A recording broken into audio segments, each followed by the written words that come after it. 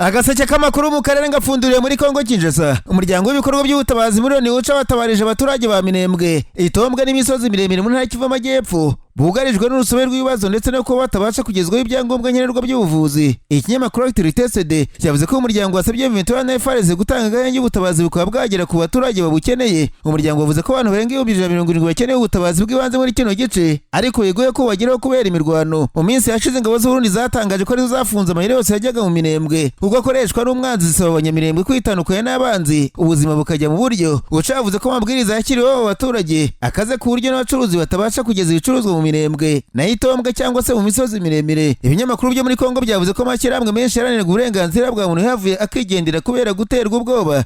Ocha igaragaza ko abaronye murenge barimo ivuga ko mu kwezi kwa mbere k'uyu mwaka ikiro cy'isukari cyaguraga 5,000 by'amafaranga akoreshwa muri Kongo, none ubu kiragura 30,000, naho umufuka wa 25 by'ifu y'imyumbati byaguraga 15,000 by'amafaranga akoreshwa muri Kongo ubu biragurishwa 50,000. Itsinda ry'abanyamurenge ba muri Leta Zunze za Amerika ryatangiye imyigaragambyo mu mahoro izamara icyumweru mu nyandiko yasomewe mu ruhame rivuga ko ingabo z'Uburundi ziri gukora jenoside mu Minembwe. Hashize igihe batoye mu misozi miremire ya Minembwe n'ahandi nka Itombwe, Fizi na Uvira bagaragaza ko ingabo z'Uburundi zafashe zo kubuza imiti n'ibindi by'ibanze kugira muri ako gace ari ibyaha by'intambara ndetse byakwitwa jenoside. Abanyamurenge bari muri Amerika bavuze ko mu gace bakomokamo ka Minembwe ingabo z'Uburundi n'FARDC ziri gukoresha kwicisha abaturage inzira nk'intwaro y'urugamba. Bakomeza bavuga ko abanyamurenge babujijwe kujya mu isoko guhinga imirima yabo cyangwa se gusarura imyaka. Ku wa kabiri mu mujyi wa Phoenix muri Leta ya Arizona niho umuryango Muri Peace Association uyobowe na Douglas Kabunda watangirije ibikorwa bizamara icyumweru byo kugaragariza Leta 30 zo muri Amerika ibikorwa biri kubera mu Minembwe. Ubu bukangurambaga bugamije kugera ku banyamerika, abayobozi baho ndetse n'abashinga amategeko ba Amerika. Aba bigaragambye barasaba ibintu bine gusa: ko ingabo z'Uburundi zigomba guhita ziva muri Kongo, hagashyirwaho ingabo zizwi kandi zifite gahunda izwi, gukuraho ingamba zashyizweho zo gukumira abaturage bikozwe n'ingabo z'Uburundi, iza Kongo,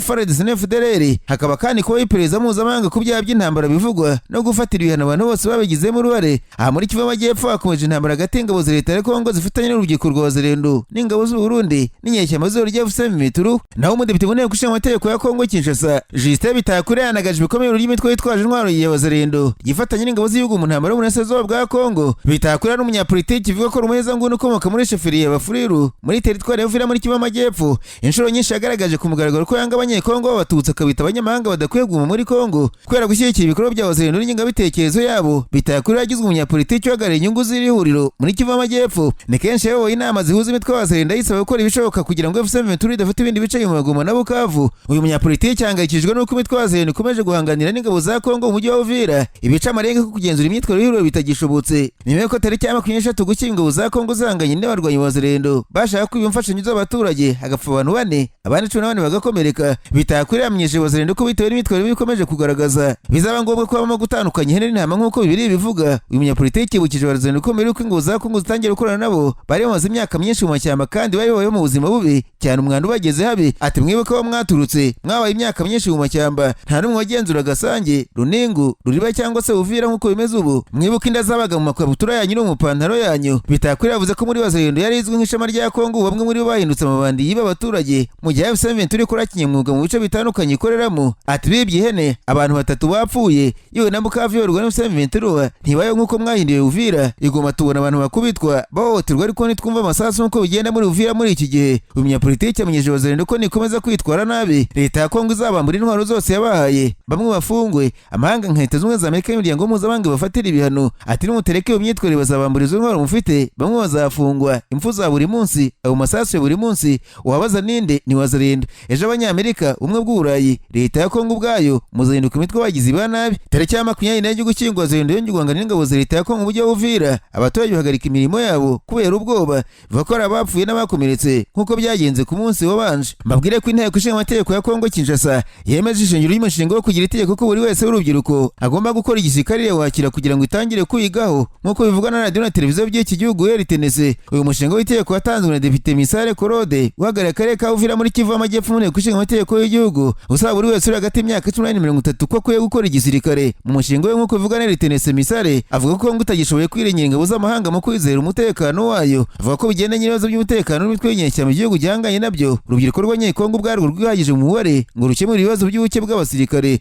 Mu burasirazuba bw'igihugu leta ya Kongo iri mu ntambara n'umutwe w'inyeshyamba za M23 kandi ihanganye n'ibibazo by'umutekano muke biterwa n'indi mitwe nka DF na n'iyindi. Kinshasa yigerageza inzira nyinshi mu kugerageza guhangana n'ibyo bibazo, muri zo harimo kongera ubushobozi no kongera umubare wazo. Muri 2022 igisirikare cyinjije abasirikare bashya barenga 10,000 mu mwaka wakurikijeho Perezida Tshisekedi yinjije mu basirikare urubyiruko rushya rujya ku 31 nk'uko byatangajwe n'igisirikare. Ingengo y'imari y'igisirikare nayo yagiye yongerwa buri mwaka kuva intambara y'M23 yatangira kandi ikaba igikomeje. Kuwa gatanu abadepite mu nteko ishinga amategeko bagiye impaka kuri umushinga w'itegeko wa mugenzi wabo Claude Misere Mugomberwa, bamwe barushyigikiye abandi barukemanga. Misere nabo mushyigikiye bavuze ko urubyiruko n'urujya mu gisirikare bizongerera ingufu igisirikare kandi ko bizafasha igihugu kunga ubumwe aho amoko yose y'abatuye Kongo azagira abantu mu gisirikare, bikagabanya irondamoko, Karere n'imvugo z'inzanga n'uko leta isubiramo urwo ruhande rubivuga. Gusa abandi badepite bakemanze ko iryo tegeko ryaba ridakize mu gaciro kuko ryateye ku rubyiruko rurerwa muri za miliyoni kwinjira mu gisirikare kidafite ibikoresho bihagije n'ubushobozi bwo kubakira. Uruhande rwavuze ko gushyira mu ngiro iryo tegeko bisa nk'ibidashoboka, bakaburira inteko kwirinda kwemeza nk'ayo. Muri Werurwe umwaka nibwo Depite Claude Misare yakirije inteko ya Kongo umushinga we, ariko kuwa gatanu nibwo wizweho n'inteko. Mu mpera z'umwaka wa 2022 wari Minisitiri w'Ingabo wa Kongo Gilbert Kabanda yatangaje ko ashaka gushyiraho itegeko ryo gukora igisirikare kuri buri rubyiruko bikaba mu masezerano y'imyaka 5 cyangwa se 10. Icyo gihe ingabo za Kongo zabirwaga mu 2050. Muri wategetse bavuga ko udahagije ku baturage benga miliyoni 100 b'iki gihugu.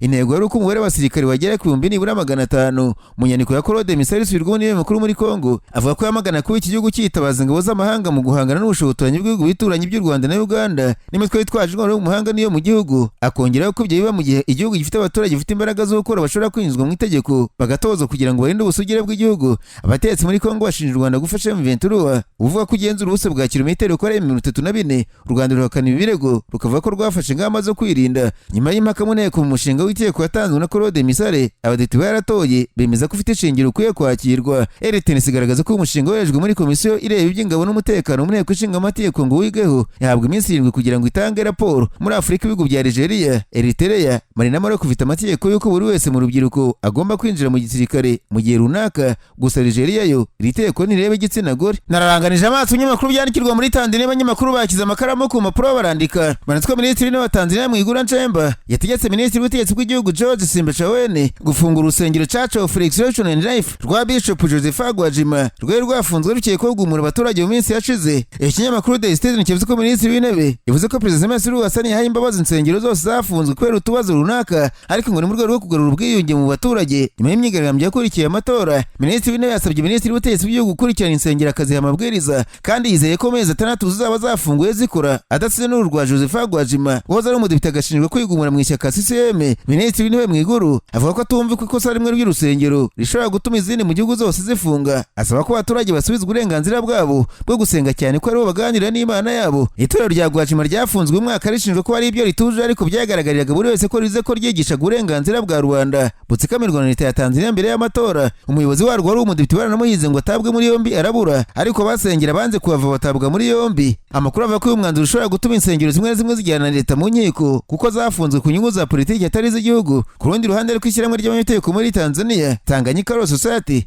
ryareze leta kuko bayashyize igihugu muri guma mu rugo nyuma y'amatora yabaye ku itariki 29 z'ukwezi kwa 10 uyu mwaka. Mu kirego abanyamategeko barega leta bavuze ko gusaba abaturage ba Dar es Salaam ko bagize mu rugo saa 12 nta tegeko bigaragaza ko ryakurikije, bagasanga uburenganzira bw'abantu bwarahatikiriye. Ikinyamakuru The Chanzo cyavuze ko amasaha yasabaga abanya Dar es Salaam ko bavuye mu mihanda mbere ya saa 12 hagamijwe akazi kadasanzwe cyangwa se kazi maalum mu Giswahili nta tegeko byagendeyeho, kandi birenga bikirwa mu gihugu hose ngo byari byatangiye bireba abanya Dar es Salaam gusa. The Tanganyika Law Society yavuze ko mu kubariza amabwiriza habonye uburenganzira bwa muntu, ndetse ko abapolisi bishe umwe mu banyamategeko mu masaha hagati ya saa 12 na saa 2 za nijoro. Hagati ariko Perezida Tanzania Samia Suluhu Hassan yatangaje ko ibirori by'umunsi mukuru w'ubwigenge biteganyijwe tariki ya 9 z'ukwa 12 bitazaba ahubwo amafaranga y'ibyo birori azakoreshwa mu gusana ibikorwa remezo byangijwe mu myigaragambyo iheruka. Impamvu izatuma ibyo birori bitaba ngo nuko amafaranga ari buzakoreshwa uyu munsi azakoreshwa mu gusana ibikorwa remezo byangijwe mu myigaragambyo yakurikiye amatora aheruka. Ibi byagarutsweho na Minisitiri w'Intebe Dr Mwigulu Nchemba kuwa mbere ubwo yasuraga abaturage muri Mbezi mu mujyi wa Dar es Salaam. Mwigulu ati Perezida yatanze umurongo ko ibirori by'ubwigenge bitazaba ahubwo amafaranga ari buzifashishwe kuri uwo munsi azakoreshwa mu gusana ibikorwa remezo byangijwe mu myigaragambyo yabaye nyuma y'amatora.